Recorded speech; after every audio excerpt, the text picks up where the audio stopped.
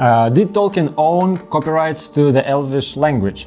This is the second part of our podcast Copycast about legacy of Tolkien, and in this part we try to understand did Tolkien own copyrights to Elvish language, and is it possible to have copyrights to any language for someone? Yeah, and I don't know how, but you have passed the first episode of this podcast, so please enjoy of the second part.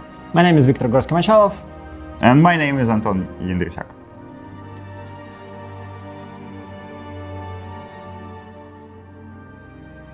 In the previous episode, we discussed the copyrights to the Lord of the Rings and The Hobbit and other legacy of Tolkien, and we learned that there are several players in this market who own intellectual property rights for the legacy of Tolkien.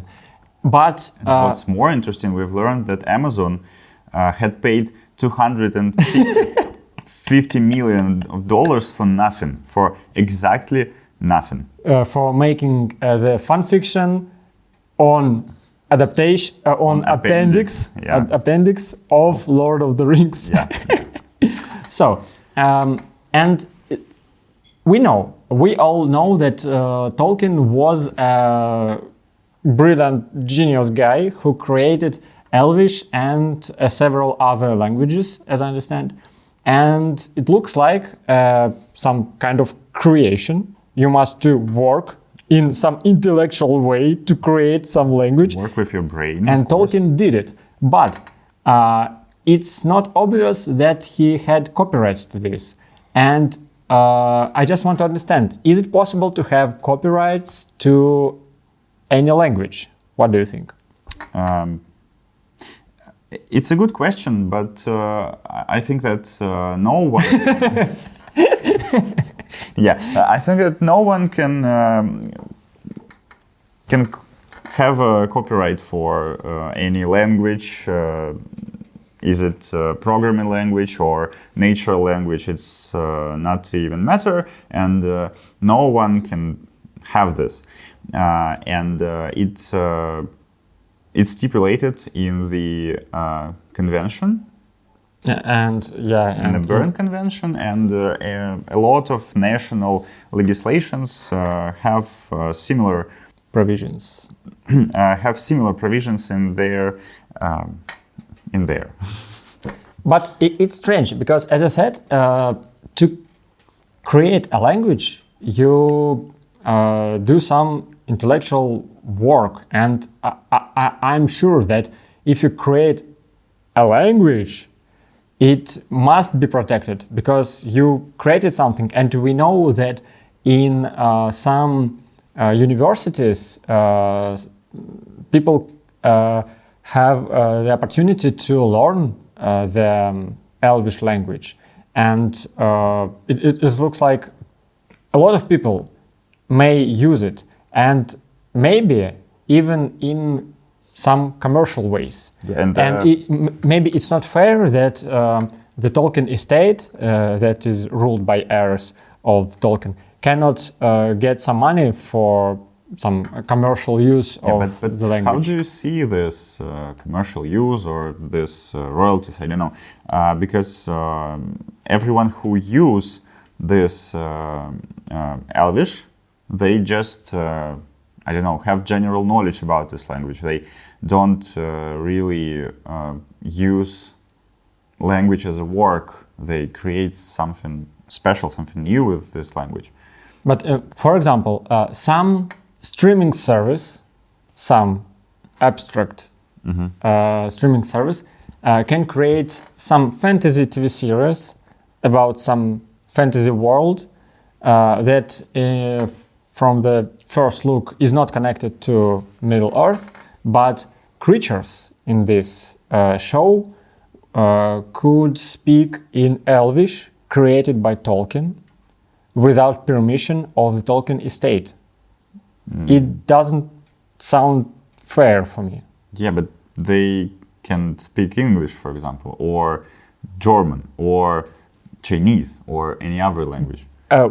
When we talk about Chinese or English or any other language, natural language, it's quite obvious to me that these languages was not created by some one certain person who could claim for copyright to this copyright or any other intellectual property right to this language. But with the Elvish, it is quite certain. We have the obvious person who created the language, but doesn't have any rights related to this. I just don't know what we can exactly copyright there in this situation, because every language, natural or fantasy language, or maybe programming language, it's not even matter. They just have any number of rules which called syntaxes of this language, and everything you use there is just these common rules. And what's more interesting, I suppose, that Tolkien, when he was creating his Elvish language, used any natural languages rules. So he took I don't know, Latin or maybe French, because French is more similar to Elvish. Their words can change in different situations when we talk in plural or in and he took these rules, what he knew from French or from Latin, and used them to create his Elvish. So what he exactly did is just created new words and created some new rules, which was combined from rules which he already knew. Okay. So maybe it's... Could he claim for copyright just to these words? It's quite obvious that the Tolkien estate can trademark every word of Elvish. Yeah, it's quite obvious, of course, as always, but it's really quite expensive, I suppose. But why not? They have $250 million from Amazon.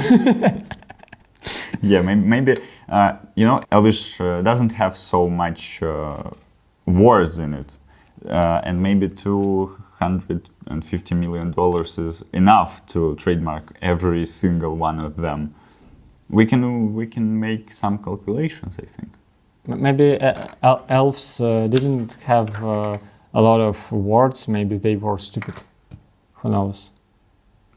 They were this explains why they could survive in such a brilliant way. Stupid creatures. Stupid or not, because they survived. Yes, because this is how it works in nature. Okay. This is how it works in the world, where you need to go couple of thousands of kilometers to the one mountain, and then you go back with eagles, what is really, really interesting here is that if Tolkien were Māori or any other traditional culture itself, one of them itself was a traditional culture, like a Māori, he could claim not copyright for his Elvish, but he could claim traditional knowledge right, which is the modern right created by World Intellectual Property Organization. It's something like copyright, but for these situations where when we can't say who exactly created something, but we really know, and it is quite obvious for us that this people created something together in their past. For example, they created some new ways or ways of treatment for any disease, and this treatment can be claimed as traditional knowledge. And the other part of humankind cannot use this treatment to without treat royalty, diseases. yeah, and Without royalty. Yeah, this is what World Intellectual Property Organization says to us. Yeah, I don't know what to think about this, because this is quite strange and quite disputable statement from World Intellectual Property Organization, but it is. But it's not even the formed and enforced law, but people connected and related to intellectual property are discussing this nowadays. But what we exactly knew is that Māori is the most powerful traditional knowledge people in the whole world, because they, and it's only they who have two cases about using their traditional knowledge and their culture in commercial ways, and they have situations they stopped huge companies from using their traditional knowledge and their culture, traditional culture. First of them is the Lego case. Lego is the Danish company which producing toys, and they had such a series of toys like Bionicle in early 2000s. And they used a word tohunga to mention the inhabitants of tropical island. There, this Bionicle team lived, and there they fight with some bad guys. And that word tahunga is the Polynesian word for spiritual healer. And they, like Māori, like Polynesian people, they stipulated that using of word tahunga in such a trivial context, just to name any ordinary inhabitant of the fantasy island, of the fantasy world, is very offensive to them. And Lego heard this and stopped use tahunga to name anyone in his Greek series, in his toy series. By the way, sorry for interruption. I have read the Lord of the Rings trilogy recently, as I said, and I have learned what is the class of Aragorn. How do you think? What is the class of Aragorn? Class like what? Like in D&D. Maybe like warrior, maybe wizard, maybe ranger, something like that. What do you think? I would say ranger, but you maybe know, he's bard. In the third part, named The Return of the King, I've learned that his class is healer. What? He is healer. This is his main ability, and this is the... How could it possibly be? This is the way to recognize the king of Gondor, because when they saw that Aragorn is the guy who can use some knowledge to heal people after the battle, they recognize him as a king of Gondor. He's a healer, a spiritual healer, in Bionicles. I know the other guy who had healed people with his hands. And he's something like a king,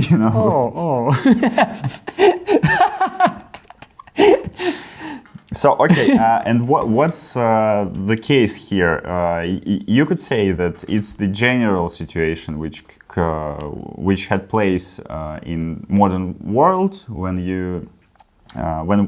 some group of people think that something is offensive to them, and companies hear this and stop of doing something. But with this Māori and Bionicle case, it's interesting that the guy who inspired all of this situation was Maui Solomon. He is a lawyer. He was a lawyer who acted for Maori like a people. So it's really not political case, not. But it's legal case. It's a legal case, yeah. Brilliant. Yeah. It's funny, but as I understand, so Maori can protect their language and don't allow Lego to use their language. But what if Lego created the special language for Bionicles and Maori would like to use this language? Didn't allow Maori to use the language of Bionicles. Then we would say, oh, you can't protect language. It's not an intellectual property. Yeah, because it's not a traditional knowledge. Because Lego this is traditional knowledge of Bionicles. I don't have any words to argue with that, because I totally agree with you. And of course, Bionicles should have their own language, and of course they need to have legal grounds to defend their language. I like the other case related to Maori and their language. This is the case about a New Zealand air company. It was the situation when they decided to trademark Kia Ora, just a label for their journal in airplanes. In Flight magazine, yeah. Yeah, just usual Fly magazine. They wanted to name it Kia Ora and filed a trademark application to register a trademark Kia Ora. And then lawyers of Maori said that it's not okay, and it was a scandal. And after this scandal, this air company just withdrawn their application. Who is that guy? Who is a lawyer of Maori? He is really powerful. I just want to know him. I just want to meet him in person. Maybe he will transfer any aura of his power to me. Who is this guy? This is the question that was asked by people of Gondor. By people of by people of Oracle. Because Oracle, this is the company that really needed this guy from Maori, but they hadn't. They lost. That's why they lost a battle with Google. Because I just want to remember the case that is also related to the intellectual property protection of languages. Because in this case, Oracle filed a lawsuit against Google because Google decided to use some words and grammar from Java language as a core of Android operational system, something like that. I'm not a tech guy, but maybe I'm wrong, but it doesn't matter because I'm a lawyer. Everything doesn't matter. And it was really, in some way, a case when developers of Java program language, Oracle, wanted to protect intellectual property rights, copyrights, to some grammar and words of the language. And they lost this battle because the court said that it's not possible. So I just wanted to say that actually we have a quite clear court practice that says that no, you can't protect any intellectual property rights to any language. And I agree. This is really confusing when we also see other cases related to Maori that say, yes, we can protect our language. It's not copyright, it's traditional knowledge, it's other rights, and you need to be a people of...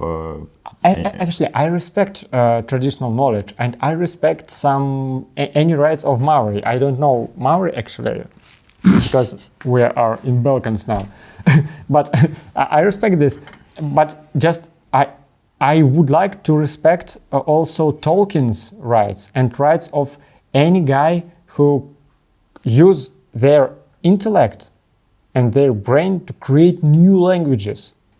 Because this is, I'm sure that this is the work as well as any other literature or musical work. And what happened with people who created Esperanto, like first... Who knows? So, what we know is that they don't have any copyright to their Esperanto language, and you can use it to create any thing, commercial things. I just think that maybe the institution of protecting intellectual property rights to languages just doesn't exist now, but it will exist in some future when I don't know, maybe in the world where some created non-natural languages would be more widespread in the world. So, what's in the end? What we have to sum up our today's conversation? No one language can be protected by copyright, even if you created it by your mind, by your brain, and made a titanical work, And there is only one exclusion from this rule. If you related to Maori, you can protect everything you want, especially your language. Follow us in YouTube, any podcast platform, in Spotify, and so on. Leave your comments and likes, and ciao. Ciao.